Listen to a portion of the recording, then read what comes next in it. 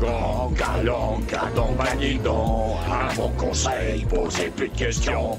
Grand Calanca, donc indiquerait le secret de Stern, jamais vous ne le connaîtrez. Salut tout le monde et bienvenue sur l'écran fou. Et aujourd'hui, profitons justement dans cette période assez fraîche, des moments de réconfort qui nous sont offerts.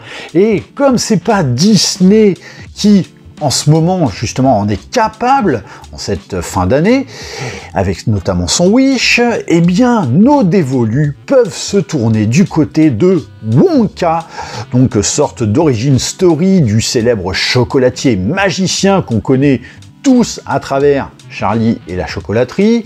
Qu'on connaît donc soit sous la version de Tim Burton, soit sous la version de 1971 et qui était interprétée par Gene Wilder, paix à son âme. Donc Wonka, film parfait pour nous donner du baume au cœur dans cette période où l'on peut s'émerveiller de voir nos enfants heureux, alors non pas qu'ils ne le sont pas le reste du temps, ne me faites pas dire ce que je n'ai pas dit, bande de sacripants, mais oui, Wonka, outre le chocolat, nous propose effectivement cette petite saveur propre au film de Noël qu'on se remate tous les ans, notamment au mois de décembre, comme Harry Potter, Charlie et la chocolaterie, Maman j'ai raté l'avion, Paddington, Pôle Express, Gremlins, alors pas avec les enfants parce que les miens ils sont encore un peu jeunes, mais vivement, Donc des films que moi j'adore, et ici Wonka, film que j'attendais avec énormément d'impatience pour plusieurs raisons. Déjà parce que c'est Paul King aux commandes, donc le réalisateur de Paddington, donc un metteur en scène très angliche bien comme il faut, et qui sait quand même assez bien sublimer des récits familiaux. Ensuite, parce que le casting est tout simplement dingue, et que l'idée justement de voir Timothée Chalamet interpréter Willy Wonka, c'était, on va dire que j'étais le premier debout pour voir ça, un peu comme quand il faut se lever pour Danette, quoi. Et enfin, et surtout, parce que c'était vendu comme une comédie musicale, et que j'adore les comédies musicales. Ah ouais, ça a pas l'air comme ça, Et j'avoue, quand j'ai vu le trailer, je me suis dit, ok, donc ils sont en train de nous faire une sorte de Mary Poppins-like, mais avec le personnage de Willy Wonka. Mais bien sûr que je veux, mais je suis comme un dingue, moi, en sachant ça. Au contraire, c'est la plus géniale des idées, quoi. D'autant que déjà, de base, je suis un fan absolu de Mary Poppins. Donc, personnage un petit peu magique. Ici, Willy Wonka, personnage, lui aussi, un peu magique, quoi, mais dans l'univers du chocolat. Et alors, sans plus attendre, j'annonce, j'ai passé un très bon moment. Mais vous avez vu, j'ai pas dit excellent, j'ai dit très bon moment. Et là, on va tenter justement d'expliquer où se trouve la nuance entre les deux termes. Mais j'avoue, d'entrée de jeu, le film, il frappe très fort, avec notamment une scène musicale où la caméra se balade un petit peu partout, au rythme de la musique et de la danse, et puis t'as des bonbons et des gens qui volent de partout, mais c'est simple, en 10 minutes, le film est introduit à la perfection et résume tout ce qu'on est finalement venu chercher, quoi. Donc du chocolat, de la magie, de la musique, de la danse, et puis oui, il y a ce petit côté, ce petit soupçon de loufoquerie, quoi. Et son gros plus à ce film, c'est que dans ce temps de 10 minutes, allez, on va dire 20 minutes, on a presque fait le tour quasiment de tous les personnages, avec une vraie caractérisation, et ça, c'est important. Même si oui, tous ne seront pas primordiaux dans l'histoire, mais ils ont au moins l'honneur d'exister à travers l'écriture du récit. Et ça, c'est bien.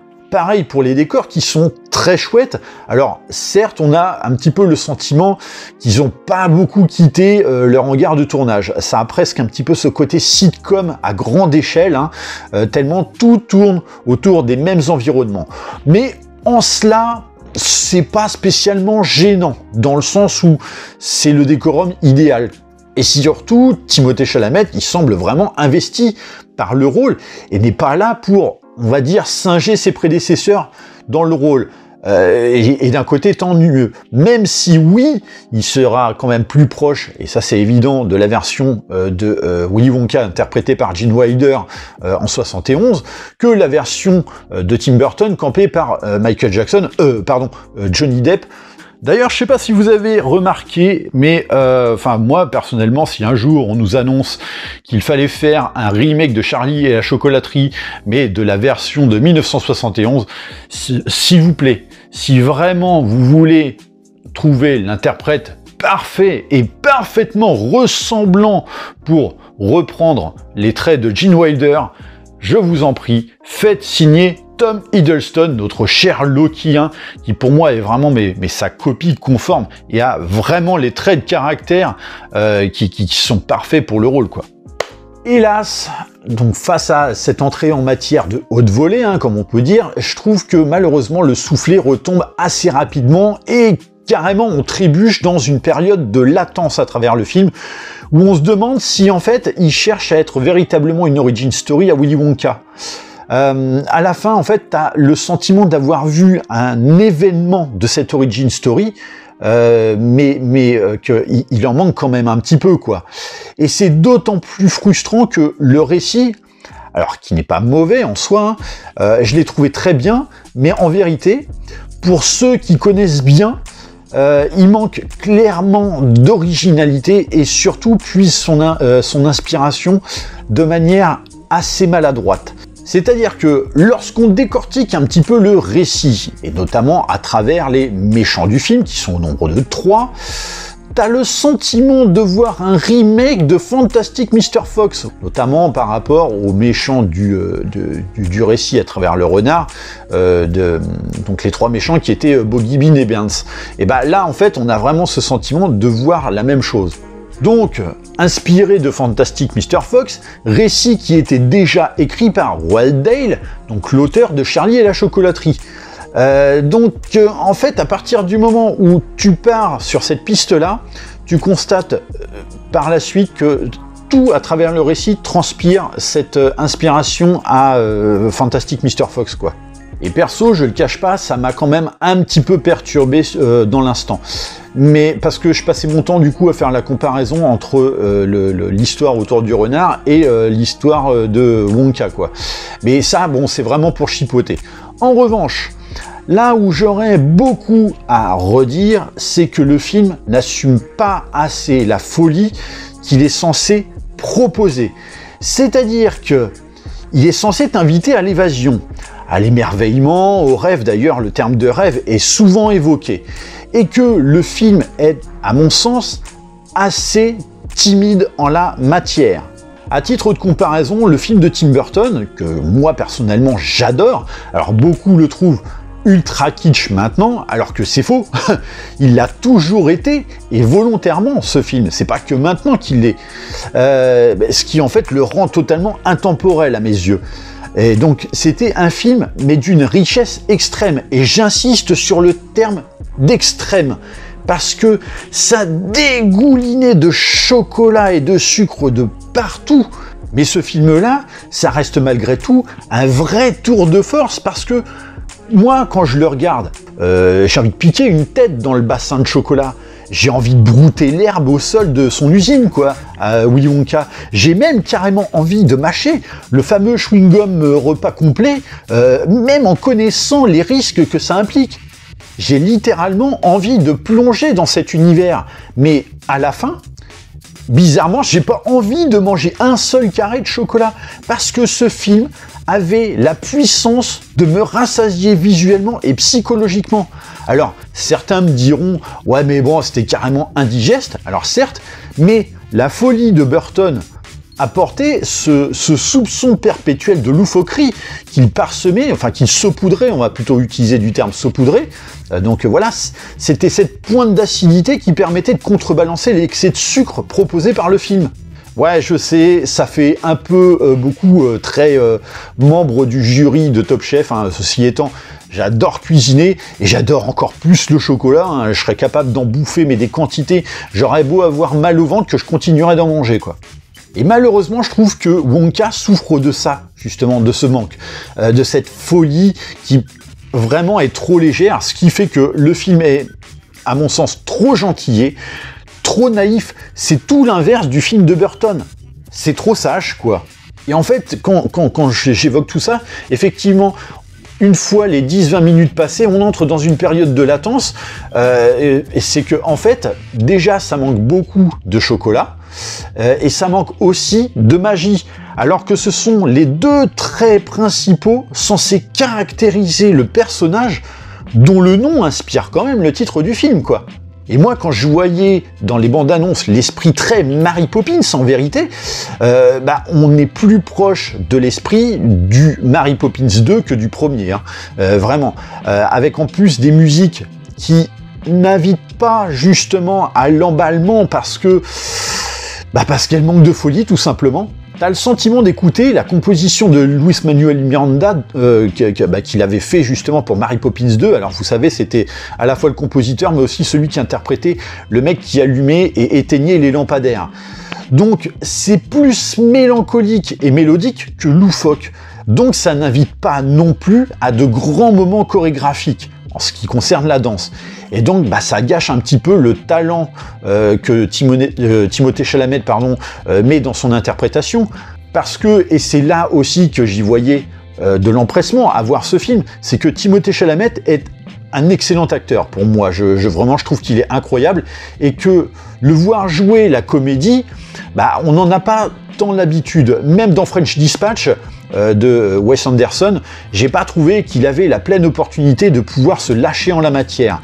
Et là, il brille justement par son enthousiasme et son côté un petit peu naïf dans le rôle, et en plus, comme je disais, il ne singe pas les interprétations précédentes.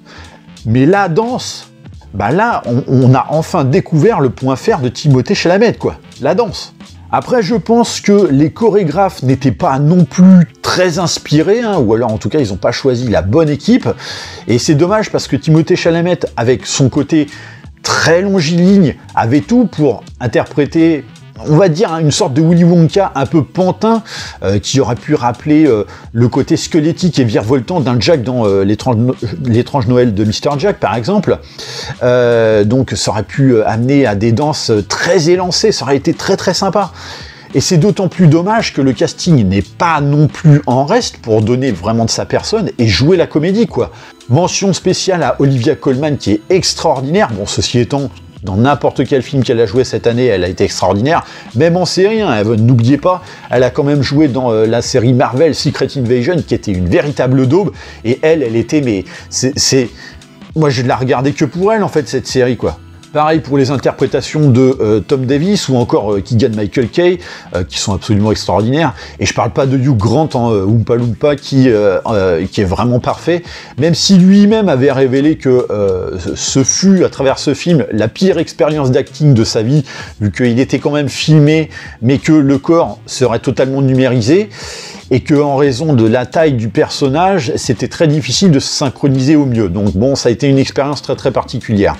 Donc non, là-dessus, ils sont tous très bons. Mais ce film, j'en suis ressorti quand même content, hein. Mais j'avais qu'une envie, c'était derrière de m'enfiler une tablette de chocolat. Parce que j'ai pas été rassasié en la matière, contrairement par exemple au film de Tim Burton. Ça manque à la fois de sucre et d'un zeste d'acidité qui équilibre la recette, quoi.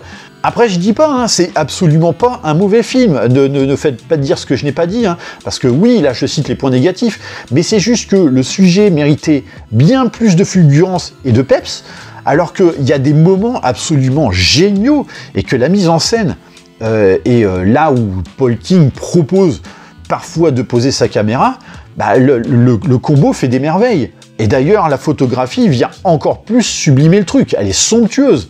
Mais vraiment, c'est un beau film. Mais tous les ingrédients ont beau être réunis, Paul King, à mon sens, a eu la main trop légère pour que ça en fasse l'incontournable qu'on était vraiment en droit d'espérer, quoi. Et ce, même si il est visiblement plus fidèle à l'œuvre originale de Roald Dahl que le film de Tim Burton l'avait été, quoi. Bref, on reste quand même face à un très bon film de manière générale, offrant donc son petit moment à partager dans cette période de fête, donc ce petit moment en famille, hein. Donc je vous invite bien évidemment à y emmener les enfants qui seront émerveillés par la proposition, et évidemment, si comme moi, vous êtes fan de Charlie et la chocolaterie de Tim Burton, ça va peut-être vous paraître un petit peu fade. Et et que malheureusement ce film va devoir payer le prix d'une comparaison systématique, mais qui reste toutefois assez légitime. Mais oui, il faut le dire, hein, cette frustration existe, d'autant que et ça a été peut-être l'erreur de Warner d'appuyer sur une promo qui avait vraiment vanté la magie et le chocolat dans ce film-là. Faut quand même pas oublier que les affiches s'articulaient autour de quelque chose de riche au point de l'overdose, comme ça. Voilà. Et que les trailers semblaient quand même ne pas manquer de générosité là aussi, mais qu'en fait le film n'en a hélas pas beaucoup plus à proposer, ou alors on va dire que les séquences qui sont montrées dans les trailers sont juste un petit peu plus longues dans le film. Et donc ce métrage en fait c'est un peu comme le Père Noël en chocolat de supermarché, vous savez, celui qui tous les ans lorsqu'il n'a pas été vendu est refondu pour devenir cloche de Pâques l'année suivante, et qui sera ensuite en cas d'invendu à nouveau refondu en Père Noël en chocolat. Voilà, c'est vraiment le truc pas dingue, mais tu vas quand même le dévorer s'il passe sous ton nez, quoi. Donc voilà, n'hésitez pas à me dire ce que vous pensez par rapport à ce film ou de cette vidéo. Hein. Pensez bien sûr à liker et partager celle-ci. Pensez à vous abonner à la chaîne de manière à vous tenir informé des prochains contenus. Et moi, je vous dis à très bientôt pour une prochaine vidéo. Allez, bye!